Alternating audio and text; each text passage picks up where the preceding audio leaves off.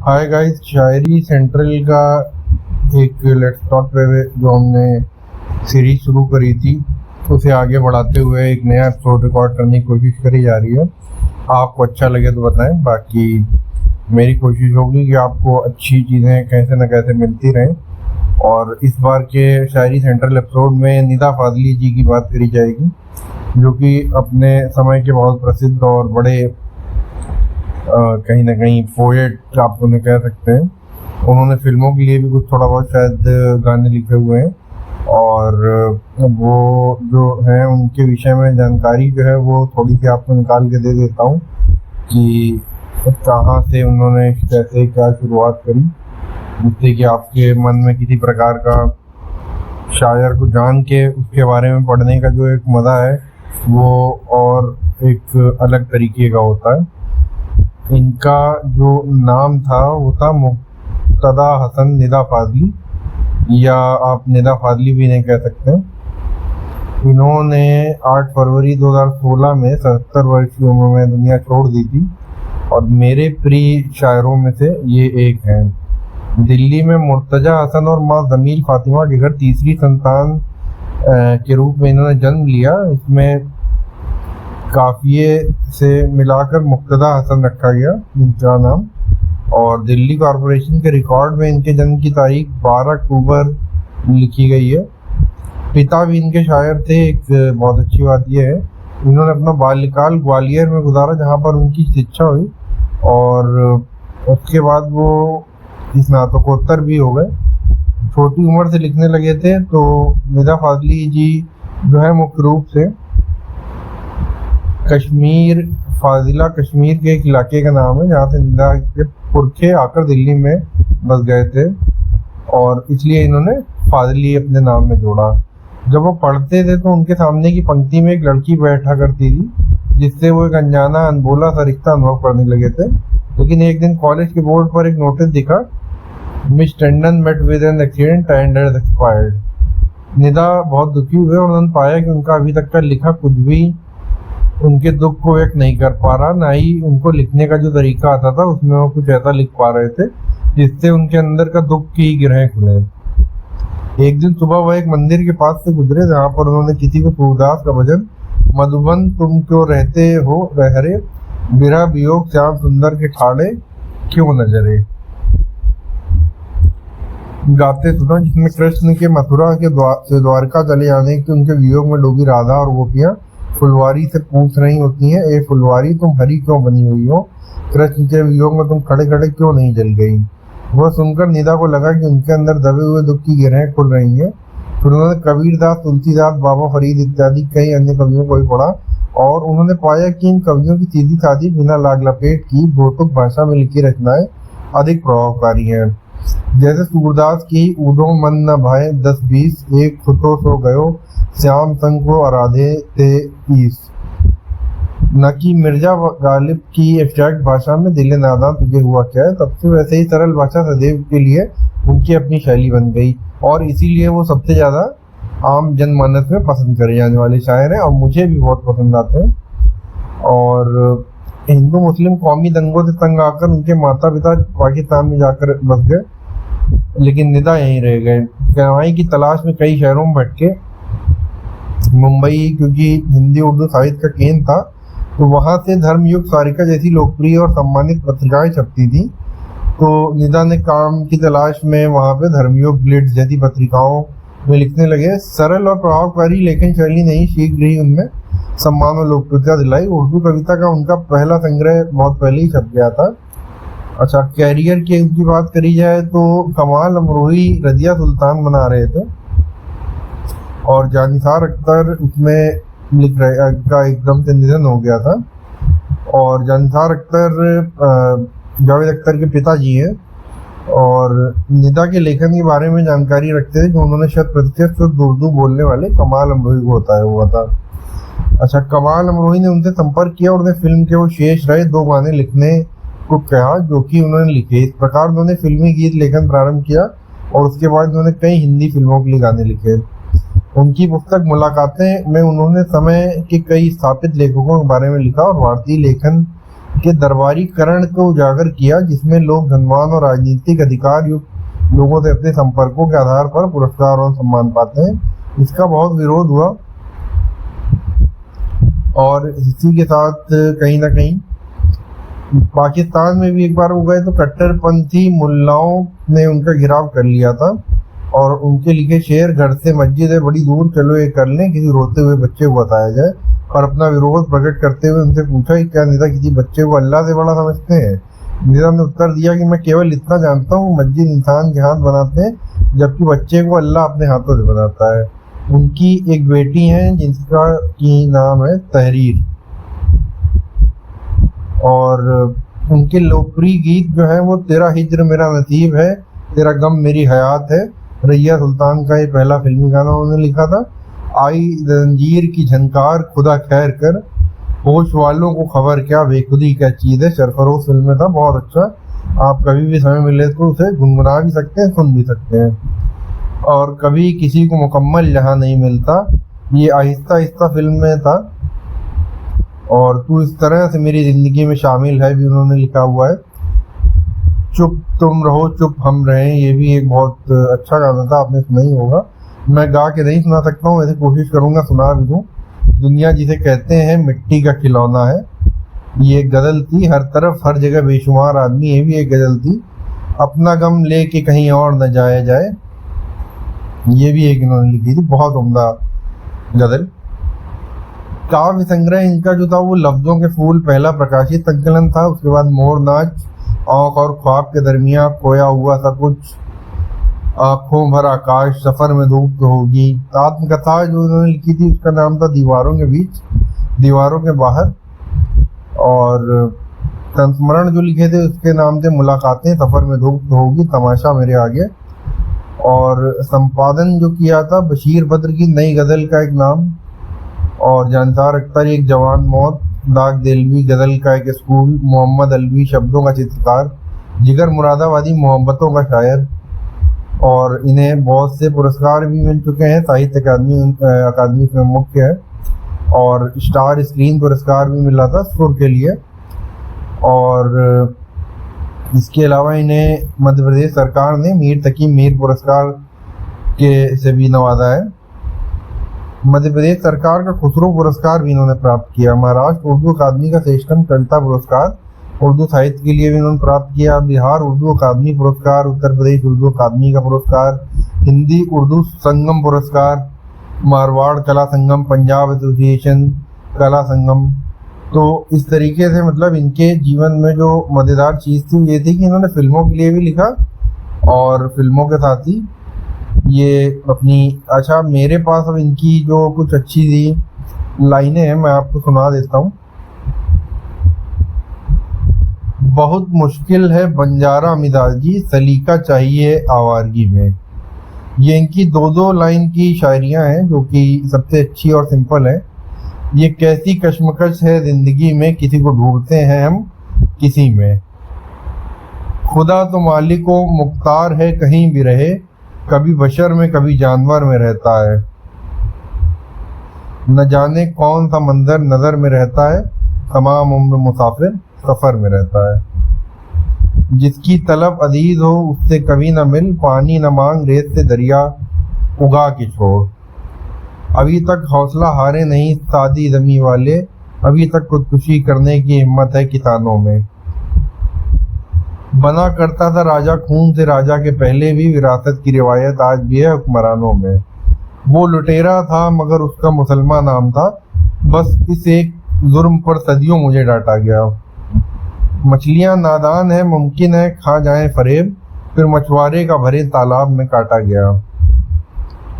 हंसने लगे हैं दर्द, चमकने लगे हैं गम, बाजार बन के निकले तो बिकने लगे हैं हम। सूरज बुझा तो मैंने रोशन किया दिए को, आंधी थमी तो मैंने फिर आशिया बनाया। जंगल पहाड़ दरिया उसकी करम नवाजी, इनको घटा बढ़ाकर हमने जहां बनाया। एक सा रहता नहीं वक्त हमेशा सबका, कल हवेली थी जहां आज है रास्ता सबका। वही अमीर जो रोजी रसा है आलम का, फकीर बन के कभी भीख मांगता भी है। हमेशा मंदिरों मस्जिद में वो नहीं रहता, सुना है बच्चों में छुपकर वो खेलता भी है। मोहब्बत नजर बांध देती है वरना हंसी थे बहुत दिल लगाने के काबिल। चेहरा मोरा बदलता रहता है, इतना जल्दी भी फैसला मत कर। जब से करीब होके चले जिंदगी से हम, खुद अपने आईने को लगे अजनबी थे हम। देखिए कितनी बड़ी बात कह दी। वक्त से कह दो अभी न बोले, क्या होना है क्या होगा, जिनके पास है घर का नक्शा उनको घर बनवाने दो। जैसी जिसे दिखे ये दुनिया वैसी उसे दिखाने दो, अपनी अपनी नजर है सबकी, क्या सच है ये जाने दो। जो होता आ रहा है कहीं ऐसा नहीं होगा, कभी तुम मिल के सब बोलो नहीं ऐसा नहीं होगा। आएगा कोई चल के खिदा से बहार में, सदियां गुजर गई हैं इसी इंतजार में। अच्छी नहीं ये खामोशी, शिकवा करो गिला करो, यूं भी न कर सको तो फिर घर में खुदा खुदा करो। क्या बात, कितनी देखिए उम्दा लाइन कही। हमारा मीर जी से मुतफिक होना है नामुमकिन, उठाना है जो पत्थर इश्क का तो हल्का भारी क्या। आते नहीं उतर के सितारे जमीन पर, जितनी चमक दमक है वो ऊंचाइयों में है। ये भी देखिए कितनी बड़ी बात कही है कि आपको जिंदगी में ऊपर की तरफ बढ़ना है। बादबा बांध के कश्ती को किनारे पे रखो, एक एक रोज तो होना है रवाना साहब। ढूंढिए फिर कोई जीने का बहाना साहब, लौट के आता नहीं गुजरा जमाना साहब। हर अदालत उसी मुजरिम को बरी करती है, जुर्म करके जो गुनहगार ना हो पाए। जिंदगी जैसी है वैसी ही नजर आने लगे, इस कदर भी कोई होशियार ना हो पाए। मैदान की हार जीत तो किस्मत की बात है, टूटी है किसके हाथ में तलवार देखना। जिसको भी देखना कई कई बार देखना। कोई हिंदू कोई मुस्लिम कोई ईसाई है, सबने इंसान न बनने की कसम खाई है। कोशिश के बावजूद ये इल्जाम रह गया, हर काम में हमेशा कोई काम रह गया। मेरी गुर्बत को शराफत का भी नाम न ले, वक्त बदला तो तेरी राय बदल जाएगी। देखिए कितनी बड़ी बात कही, लोग वक्त के साथ राय बदल लेते हैं आपके लिए। न जाने कौन से लम्हे की बद्दुआ है ये, करीब घर के रहूं और घर न जाऊं मैं। जितनी बुरी कही जाती है उतनी बुरी नहीं है दुनिया, बच्चों के स्कूल में शायद तुमसे मिली नहीं है दुनिया। नदियां पर्वत चांद निगाहें माला एक कई दाने, छोटे छोटे से आंगन भी कोसों फैले लगते थे। किसी से खुश है किसी से खफा सा है, वह शहर में अभी शायद नया नया सा है। तू ही चांद सितारा बादल हरियाली, और कभी तू नागा साकी या अल्लाह। कारगिल और कश्मीर ही तेरे नाम हो क्या, भाई बहन महबूबा बेटी या अल्लाह। हर मजहब का एक ही कहना, जैसा मालिक रखे रहना। जब तक सांसों का बंधन है जीते जाओ सोचो मत।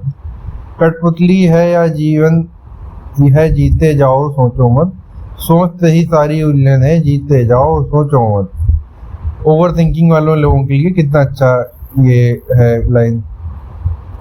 जब भी कोई तख्त सजा है मेरा तेरा खून बहा, दरबारों की शान शौकत मैदानों की शमशीरें हैं। मुट्ठी भर लोगों के हाथों में लाखों की तकदीरें हैं। अलग अलग है धर्म इलाके, एक सी सबकी जंजीरें हैं। एक से मिलके सबसे मिल लीजिए आज हर शख्स से नकाबों में। सुनने की मोहलत मिले तो आवाज है पत्थरों में, जुड़ी हुई बस्तियों में आबादियां बोलती हैं। अब वक्त बचा है कितना जो और लड़े दुनिया से, दुनिया की नसीहत पर भी थोड़ा सा अमल कर देखें। मुमकिन है सफर हो आसान, साथ भी चल कर देखें। कुछ तुम भी बदल कर देखो, कुछ हम भी बदल कर देखें। मुझसे पूछो कैसे काटी मैंने परवत जैसी रात, तुमने तो गोदी में लेकर घंटों चूमा होगा चांद। मुन्नी की भोली बातों से चटकी तारों की कलियां, पप्पू की खामोश शरारत सा छुप छुप कर उभरा चांद। जब तलक सांस है भूख है प्यास है, यही इतिहास है, रख के कांधे पे हल खेत की ओर चल, जो हुआ सो हुआ। तो ये कुछ इनकी मशहूर लाइनें मेरे पास थी। ये जो मैं आपको जिस किताब से सुना रहा हूँ उसका नाम है, मेरे पास दरअसल कल मुझे ये किताब मिल गई, और क्योंकि ये मेरे पसंदीदा शायरों में से एक है तो ये समझने में इनकी शायरियाँ बहुत आसान रहती हैं। और जो कुछ और फेमस हैं वो मैं कलेक्ट करके अभी नहीं रख पाया हूँ, लेकिन कोशिश करूंगा कि अगर कलेक्ट हो गई तो आपको जल्दी ही वो भी उपलब्ध करा दूं। आज का एपिसोड ज़्यादा लंबा नहीं करने की कोशिश करी है, बाकी टाइम क्योंकि किसी के पास आजकल इतना नहीं है कि वो बहुत सुन पाए। मेरे पास सुनाने को बहुत कुछ था, लेकिन मुझे अभी क्योंकि तुरंत एक आवश्यकता थी महसूस हुई इस एपिसोड को रिलीज़ करने की, तो मैंने कर दिया। बाकी आप बने रहें। और ये दुनिया जिसे कहते हैं किताब से लाइनें थी, अगर आपको ढूंढनी हो तो आप ले सकते हैं। अगर आपको सच में पसंद आ जाए तो आप खरीद के अपने बुक कलेक्शन में भी रख सकते हैं। और इसके अलावा जो मेरे पास अच्छी चीज़ें हैं वो मैं आपको एक दो गज़ल भी इनकी अगर सुना सका तो सुना देता हूँ। जैसे कि इनकी एक गज़ल, इसको तो गाने के फॉर्मेट में भी गाया जा सकता है, लेकिन अभी शायद उतना अच्छा ना गा पाऊँ, लेकिन कोशिश कर रहा हूँ। अगर अच्छी लगे तो बताइएगा। कभी किसी को मुकम्मल जहां नहीं मिलता, कहीं ज़मीन तो कहीं आसमान नहीं मिलता, बुझा सका है भला कौन वक्त के शोले, ये ऐसी आग है जिसमें धुआं नहीं मिलता। और आपके लिए इसके अलावा मैं सोच रहा हूँ कोई ऐसी मशहूर सी गज़ल मिल जाए।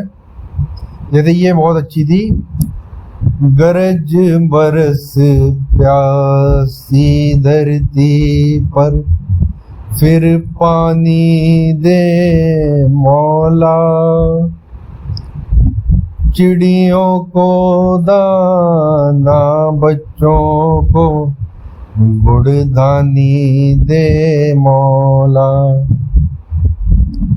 दो और दो का जोड़ हमेशा चार कहाँ होता है, सोच समझ वालों को थोड़ी नादानी दे मौला,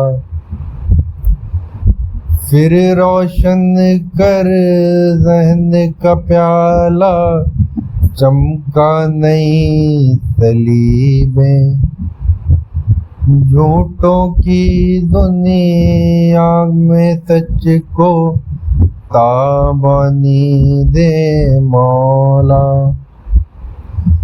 फिर मूरत से बाहर आकर चारों ओर बिखर जा, फिर मंदिर को कोई मेरा दीवानी दे मौला।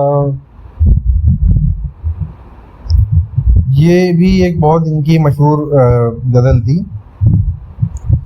सफर में धूप तो होगी जो चल सको तो चलो, सभी हैं भीड़ में तुम भी निकल सको तो चलो, यहाँ किसी का कोई रास्ता नहीं देता, मुझे गिरा के अगर तुम संभल सको तो चलो, हर एक सफ़र का है महफूज रास्तों की तलाश, हिफाजतों की रिवायत बदल सको तो चलो, यही है ज़िंदगी कुछ ख्वाब चंद उम्मीदें, इन्हीं खिलौनों से तुम भी बहल सको तो चलो, किसी के वास्ते राहें कहाँ बदलती हैं, तुम अपने आप को खुद ही बदल सको तो चलो। और ये एक देखिए बहुत उम्दा सी थी, दुनिया जिसे कहते हैं जादू का खिलौना है, मिल जाए तो मिट्टी है, खो जाए तो सोना है, अच्छा सा कोई मौसम तन्हा सा कोई आलम, हर वक्त का रोना तो बेकार का रोना है, बरसात का बादल तो दीवाना है, क्या जाने किस राह से बचना है, किस छत को भिगोना है। ये देखिए लाइनें कितनी सिंपल लिखी गई हैं, इसमें ये लाइनों की बस यही बात अच्छी है, गम हो कि खुशी दोनों कुछ दूर के साथी हैं, फिर रास्ता ही रास्ता है, हंसना है न रोना है, ये वक्त जो तेरा है ये वक्त जो मेरा है, हर गाम पे पहरा है फिर भी इसे खोना है, आवारा मिजाजी ने फैला दिया आंगन को, आकाश की चादर है धरती का बिछौना है।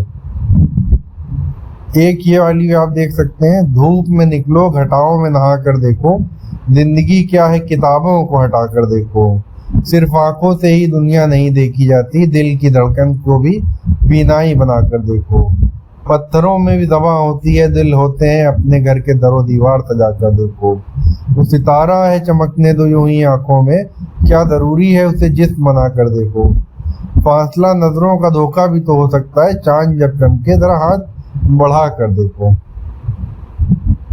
ये तो इसको तो गजल को जगजीत सिंह ने गाया था, तो मैं कोशिश नहीं करूंगा इतने बड़े व्यक्ति की गजल गाने की, लेकिन फिर भी गा के ही गजल सुनाने का असली मजा होता है। तो ये वाली भी सुन लीजिए। कहीं कहीं से हर चेहरा तुम जैसा लगता है,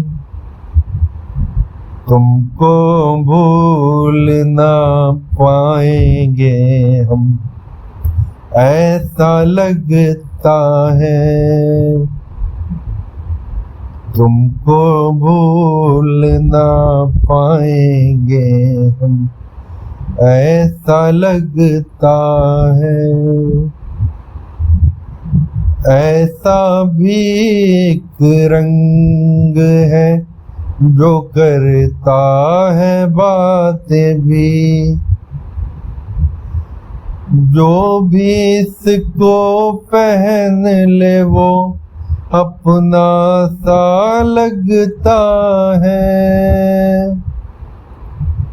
तुमको भूल न पाएंगे हम, ऐसा लगता है।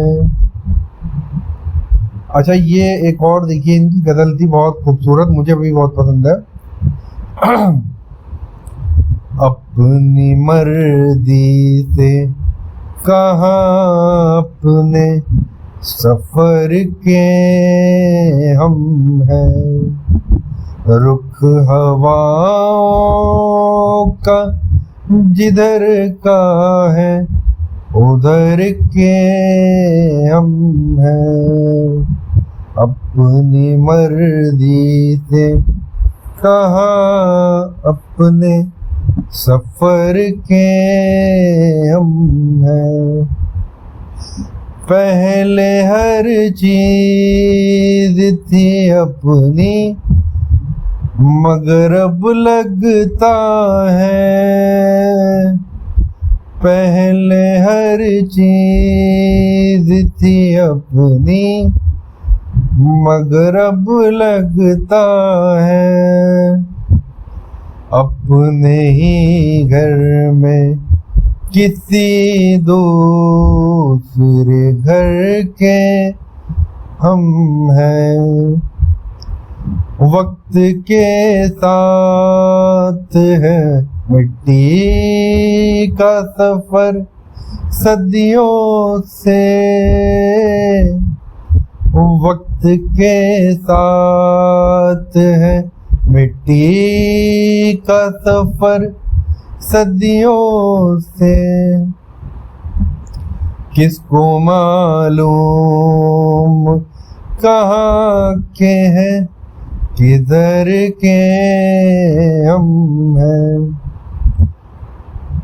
चलते रहते हैं कि चलना है मुसाफिर का नसीब, चलते रहते हैं कि चलना है मुसाफिर का नसीब, सोचते रहते हैं किस राह गुजर के हम हैं।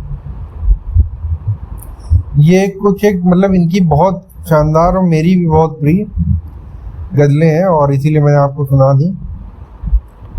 इसके अलावा ये एपिसोड कितना बड़ा हो गया है ये देख लिया जाए, जिससे कि हमें ये आपको भी एक इल्म होता रहे कि सही चल रहा है या नहीं। कमेंट सेक्शन में ज़रूर बताइएगा, अगर आवाज़ अच्छी लग जाए तो मैं और भी गा के गज़लें लेके आ जाऊंगा अनप्लग्ड वाली। बाकी अभी फ़िलहाल के लिए मेरे हिसाब से आज के एपिसोड यहाँ ख़त्म किया जा सकता है। और क्योंकि आजकल लोगों के पास इतना टाइम ही नहीं है कि वो कुछ बैठ के सुन पाए, देख पाए। अटेंशन स्पैन इतना कम हो गया है हमारा, हम कहाँ कुछ ज़्यादा सुन रहे हैं। लेट्स टॉक की कहानी और किस्से बातों की दुकान में ऐसे ही किस्से कहानी बातें आते रहेंगे। और शायरी सेंट्रल वाली प्लेलिस्ट मैंने बना दी है, आप उस पर जाके उसका यूज़ कर सकते हैं। और शायरी सेंट्रल के नए एपिसोड के लिए रिकमेंड करते रहें, क्या सुनना चाहते हैं, क्या देखना चाहते हैं। अभी तक के लिए इतना ही, धन्यवाद। बने रहिए, जल्दी ही अगले एपिसोड में मुलाकात होगी आपसे।